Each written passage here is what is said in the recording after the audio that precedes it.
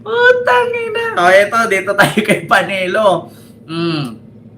Mga kababayan, sabi ni Panelo, mga kababayan, mahirap daw kung puro kwento. Kailangan may pruweba. Utang ina si Panelo. Ay, ikaw, ilan ang nabayad dyan? 5 million kada isa? Tapos babarahin mo lang ng ganyan. Mga kababayan, 5 million kada isa? Tapos, eto mga kababayan, galit na galit yung kaibigan kong vlogger na nakabase sa Hong Kong. Na kapag umupo, pantay ang tuhod at noo. Yung kaibigan kong vlogger, galit na galit. Na nakabase sa Hong Kong. Na kapag ka umupo, pantay ang tuhod at noo. Eto mga kababayan, gigil na gigil si kay Spencer. Gigil na gigil kay Panelo. Eto, basahin natin. Punyemas. Mga kababayan, galit na galit si Spencer kay Panelo. Isang DDS vlogger na kung saan ang sabi kasi ni Panelo, mga kababayan ay wait lang mga kababayan, loading lang. Ang sabi ni Panelo, mga kababayan, ay, asan na ba yun si Panelo kasi? Iba kasi ang lalabas asan na ba yun si Panelo? Ito, ang sabi ni Panelo, mga kababayan, wala. Ito ayan. Ang sabi ni Panelo, madaling sabihin yan na nagbigay kayo ng 8 maleta kahit gawin nyo pang 10 maleta. Ang tanong, totoo ba? Kaya din ninyong pumunta kunwari sa bahay ni Erwin Tulfo na magdala kayo ng maleta sabay pa picture or video. Tapos ang tanong, totoo ba? Mga kababayan, gigil na gigil si Spencer. Gigil na gigil kay Panelo, mga kababayan. Hindi nila matanggap ang sinabi ni Panelo patungkol sa 18 Marines. Kahit daw sabihin mong nagdala kayo ng 100 maleta, ang tanong, totoo ba? yan kasi sa totoo lang mga kababayan, tama naman si Panelo. Kaso lang ito kasing mga DDS, hindi kasi talaga nila matanggap. Mga kababayan, hindi nila matanggap ang sinabi ni Panelo na which is, totoo naman talaga. Sabihin mo, naghatid ka ng 8 maleta, tapos ang tanong, nasan yung picture? Maskin picture na nga lang na may maleta kang inabot wala ngang picture, maskin kay Erwin Tulfo, hindi nila mapakita ang picture na yung nag-deliver ay nakapicture kay Erwin Tulfo or magkatabi ni Erwin Tulfo, wala. Kay Sandro Marcos nagawa nila, kay Erwin Tulfo hindi. Kaya sabi ni Panelo, kahit sabihin nyo na 8, kahit gawin yung 100 maleta ang dineliver ninyo, tapos kaya nyo bang pumunta sa bahay ni Erwin Tulfo tapos magpa-picture or may video? Nako mga kababayan, yan nga ang problema nasaan? Kaya marami po talaga mga kababayan na mga kapwa nila DDS na dating matalino at ngayon naging bobo. Yan ang tanong ngayon mga kababayan ni Panelo. Saan ang pruweba?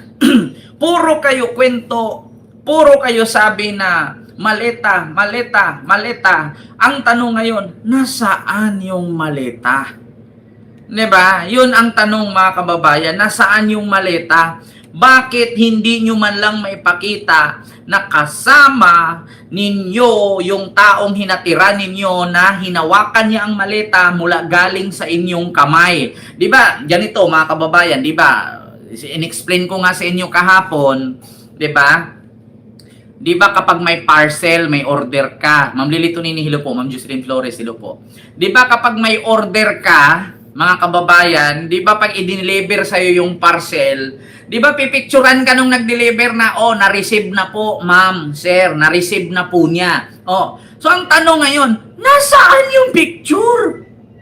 Na inabot mo yung maleta na may lamang pera, eh hindi nyo nga may pakita. Yun ang tanong ngayon, mga kababayan. Paano kay ultimo nga DDS eh. Di ba? Ultimo DDS hindi na naniniwala. Di ba? Ultimo DDS hindi naniniwala. Oh, kita ninyo si Sal Panelo. Oh, eto hanapin natin yung si Sal Panelo na nagsasalita. Ito. Mga kababayan. Sal Panelo kasi ang ipinus kasi ni Spencer, mga kababayan. Ito.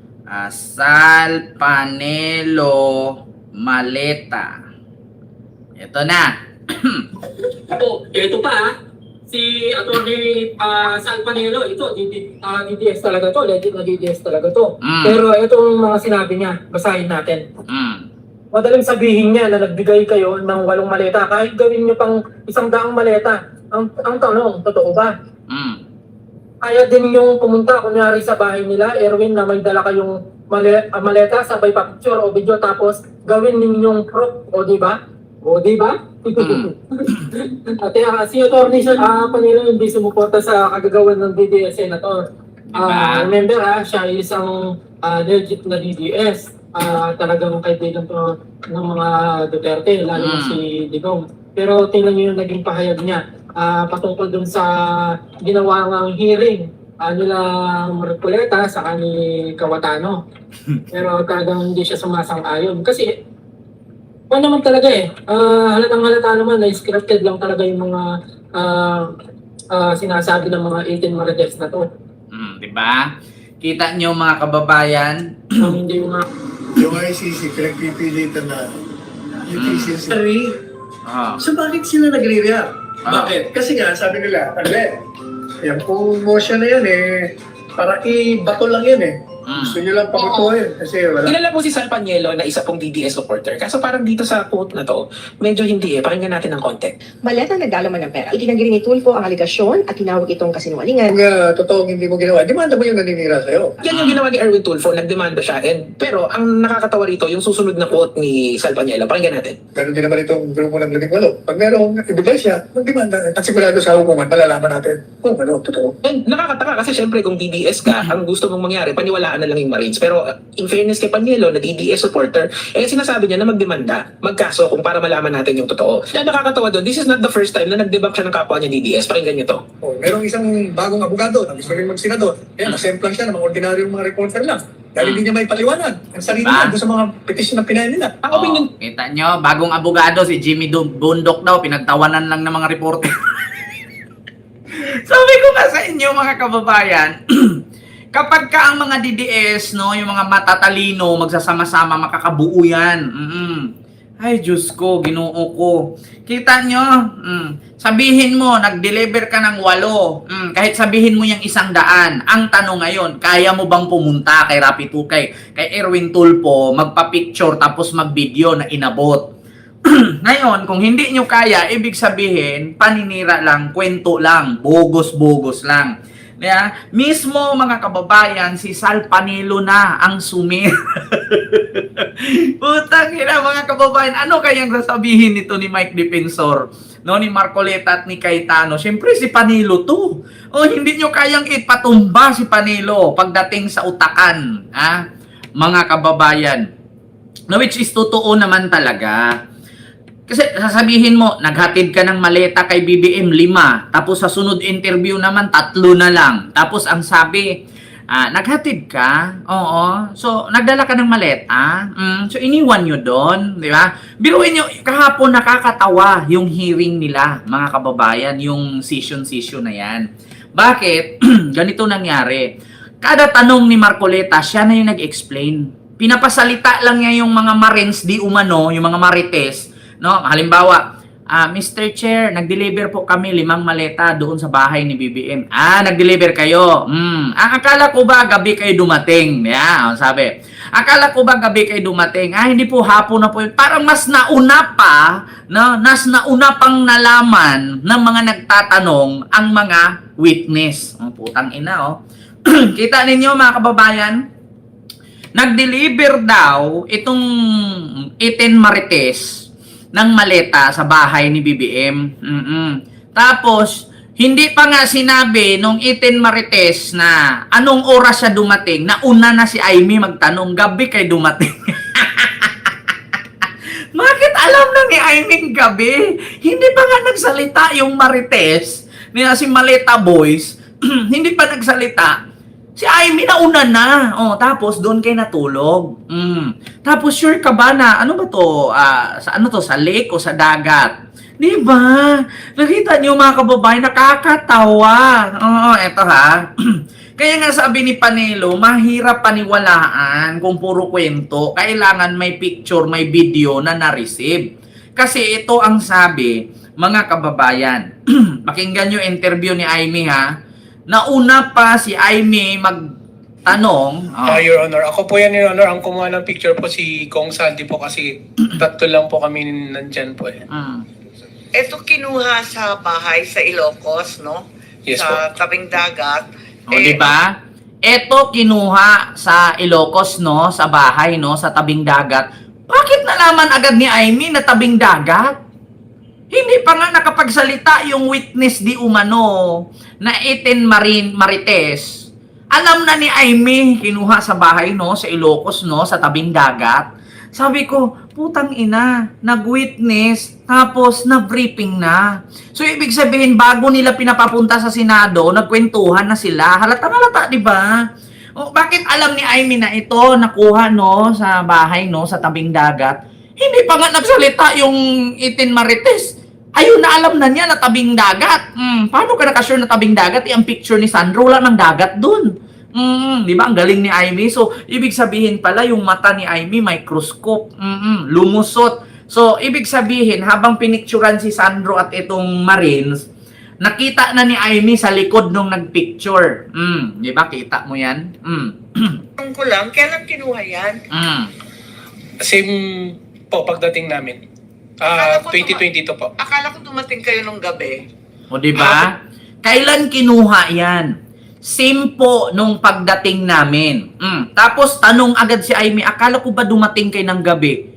Di ba? Wala namang sinabing anong oras siya dumating. Bakit alam na agad niya na gabi?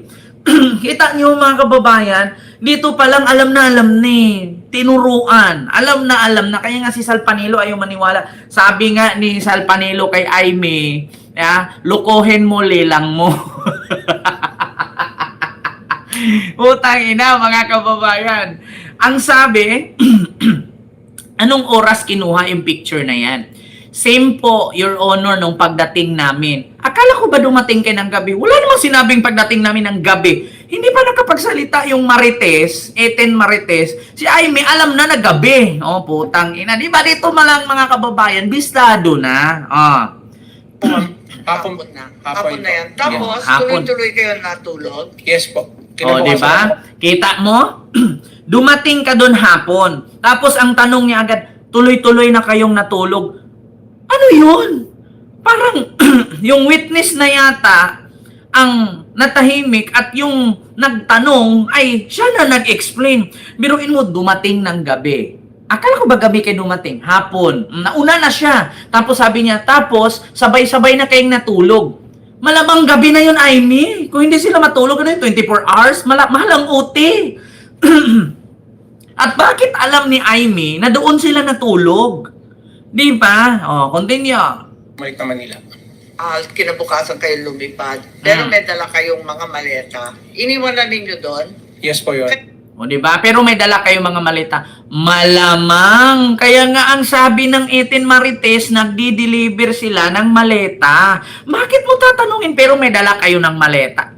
Putang ina, Amy, tangahan lang. Alam mo, sa totoo lang, dito mo mapapansin at malalaman na itong mga Marines, bago ito, bago ito papuntahin nila sa Senado, ay binibriefing na nila. Una, itong Marines na to, na nag-deliver kay Sandro, o ikaw, dito ka kay Aimee. Si Aimee ang magtanong sa'yo. O itong isa kay General Torre, ang magtanong sa'yo si Marcoleta. O itong isa, ang magtanong sa'yo si Cayetano. Diba? Parang inano na nila eh. Diba, mga kababayan? Kasi bakit?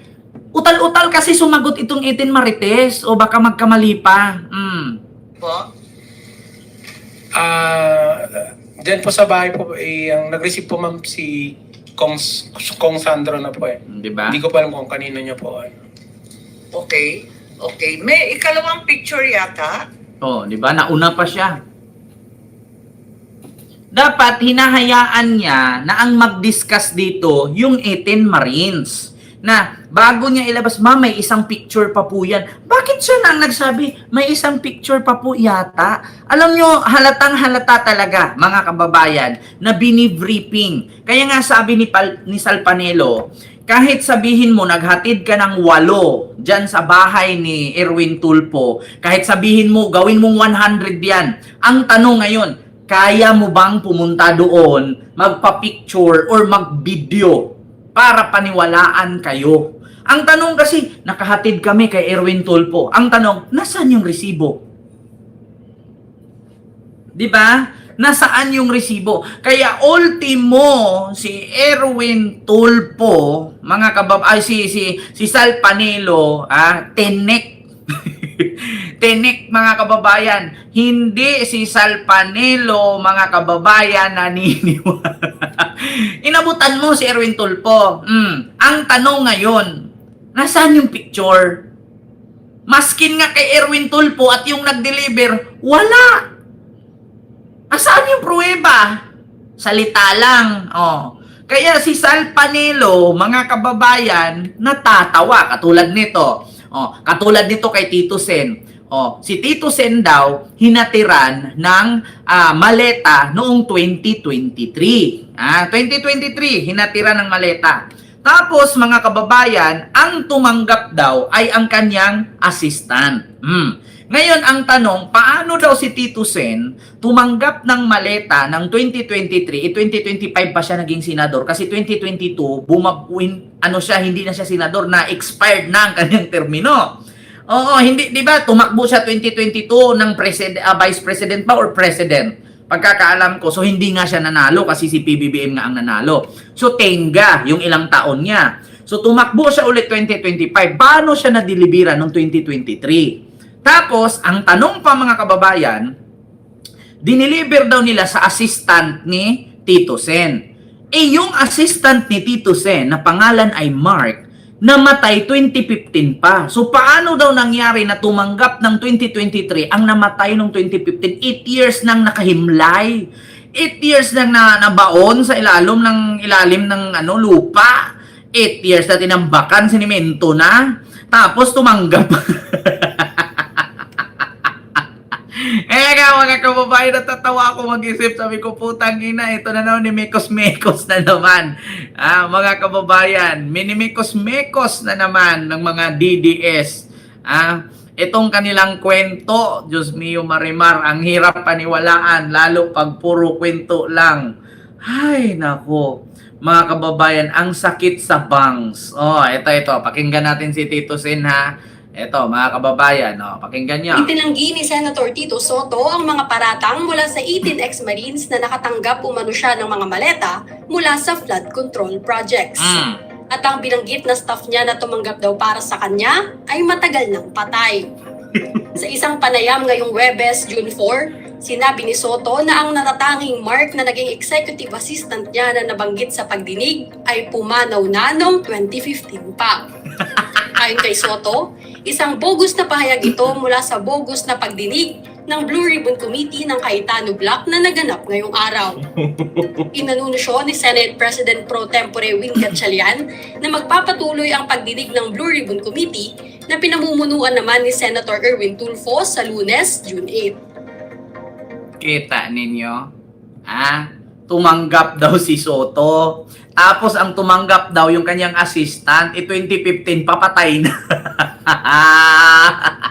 Kaya kung ako kay Tito Sen nun, ala, Tito Sen, hanapin mo yung ano, baka yung mga maleta nandun sa libingan, oo, dinala nung patay. Giahak mga kababayan. Nako, Diyos mio Marimar.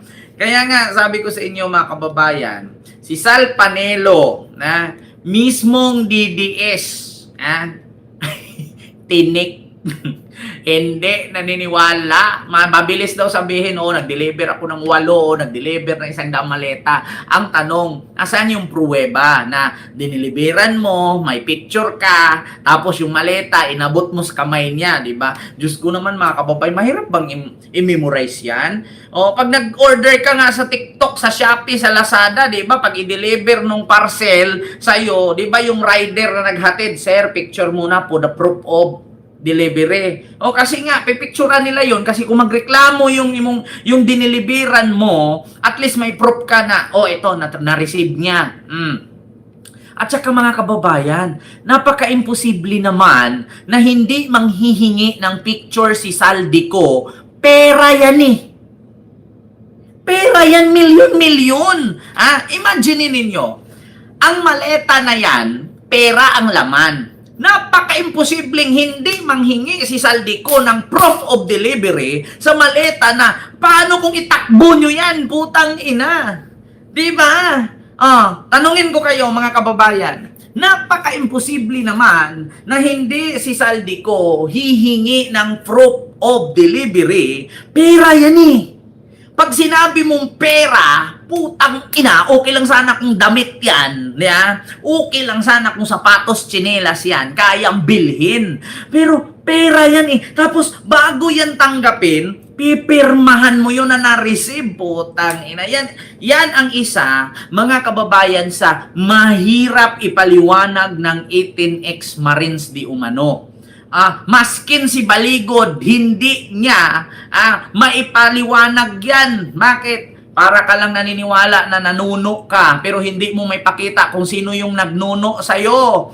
Yun ang totoo. Sabihin mo ngayon, Sir, Your Honor, Mr. Chair, nanuno po ako, lumaki yung tete ko. Paano mo nasabing nanuno ka? Nasaan yung nuno? Diba? Yan ang tanong. Nanuno po ako, lumaki yung isang suso ko. Paano mo masabing nanuno ka? Asan yung nuno? Diba? Yan, mga kababayan, para tayong nagkwentuhan itong sa Biringan. Ay, Diyos ko. Pera yan.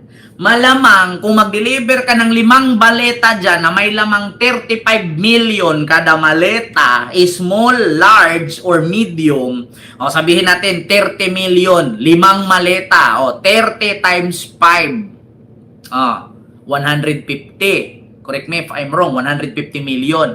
Do you think hindi si Saldico hihingi ng proof? 18X Marites. Na-deliver nyo na ba kay Kent Garcia yung 5 maleta na may lamang 30 million kada maleta? 150 million yan. So, proof of delivery, picture. Proof of delivery, pirma. Di ba ganun yun? Saan? Nasaan yung delivery picture at yung pirma? Yan dapat yun kasi imposible naman mga kababayan hindi mo picturean yung pirma. Pera yan eh, pera yan. Huwag tanga. Maskin nga 10,000 lang ipadala mo, kailangan tanong ko kayo. Yun bang inabot ni Sarah yung envelope kay Gloria Mercado? Sino bang nag-abot nun? Do you think walang pirma? Ano yun, ihagis mo lang sa lamesa ni Gloria Mercado nang hindi pinirmahan ni Gloria na tinanggap niya yon? Paano i-explain yon ng staff ni Sarah na inutusan niyang iabot niya sa lamesa ni Gloria kung walang pirma si Gloria? Kaya nga, pumirma si Gloria pero hindi niya binuksan kasi alam niya na pera ang laman. So, ibig sabihin, mga kababayan, pumirma, may pirma yan. Diyos ko, putang ina, 10,000 nga lang, 20,000 nga lang, kailangan mo ng pirma eh. Kaya nga sabi ni Panelo, kung sinabi mo na nag-deliver ka ng 8 maleta kay Erwin Tulfo, kahit sabihin mo 100, ang tanong, kaya mo bang pumunta kay Erwin Tulfo para mag-picture kayo na inabot mo or video? Ngayon, kung hindi, ibig sabihin, hindi totoo. Gawa-gawa lang. Yan ang katanungan ngayon, mga kababayan, na mismo si Sal Panelo, binara ang 18 Marines. Biruin nyo si Sal Panelo po ay avid fan po ni Digong yan, putang ina. Kahit nagkapakanda, payat-payat na yan, nagkainda itim-itim ng eyebag niyan. Mr. Digong pa rin yan. Diba? Yun mga kababayan ang katotohanan. Si Panelo mismo binasag, kontrabida sa plano ni Marcoleta at Cayetano. Ay, Diyos ko, mga kababayan, di ba? Kahit saan ka mag-deliver, kailangan ng pirma, lalo't pera yan. Kailangan ng picture, lalo't pera yan. Sunod, eto